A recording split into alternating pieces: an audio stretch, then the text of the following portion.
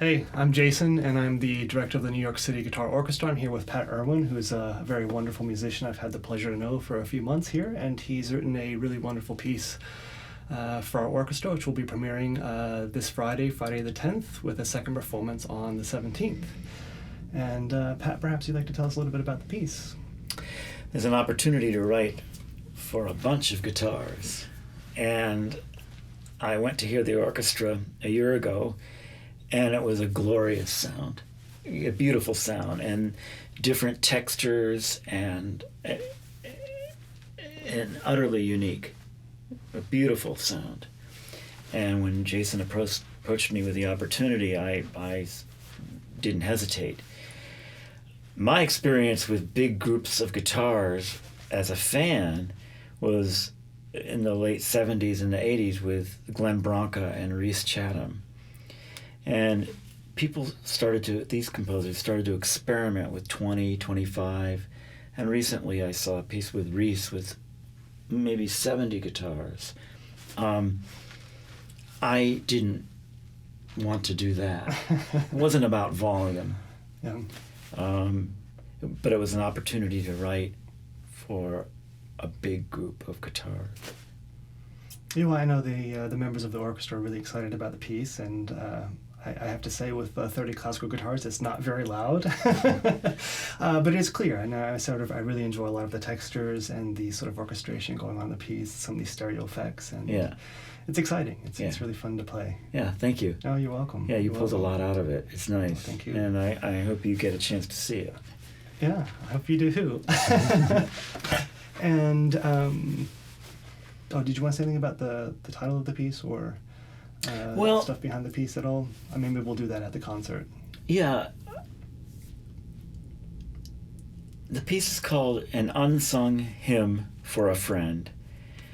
And I was in a band, a rock and roll band called the Ray Beats. And the band was formed out of the kind of the fallout from the early punk days of New York, transitioning into kind of a loud and raucous little subgroup called No Wave, of which the Ray Beats had members from Teenage Jesus and the Contortions. Now, Unsung Hymn for a Friend has nothing to do with these bands, but everything to do with one of the members of the band that died around that time. And I had been thinking about him a lot, and wondering what it would have been like if he was still alive. Mm. And so this is a tribute to him. Oh, that sounds very nice, and thank you for sharing that. Yeah. Yeah. But it's also more than that. It became an opportunity to reflect back to many people, musical friends, and ones in the future as well. Took on more than that, but that's where it started. Okay.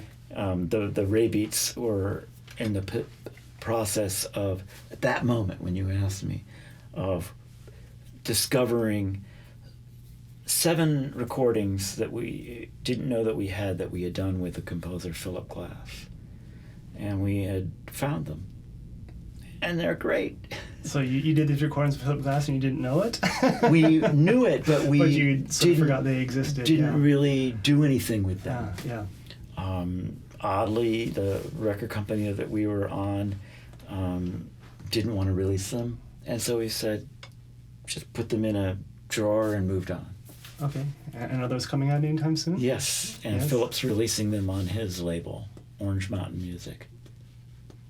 Okay, that sounds great. I'll be looking forward to listening to that. It's a pretty great sound, yeah. Right? It's not right around the time of...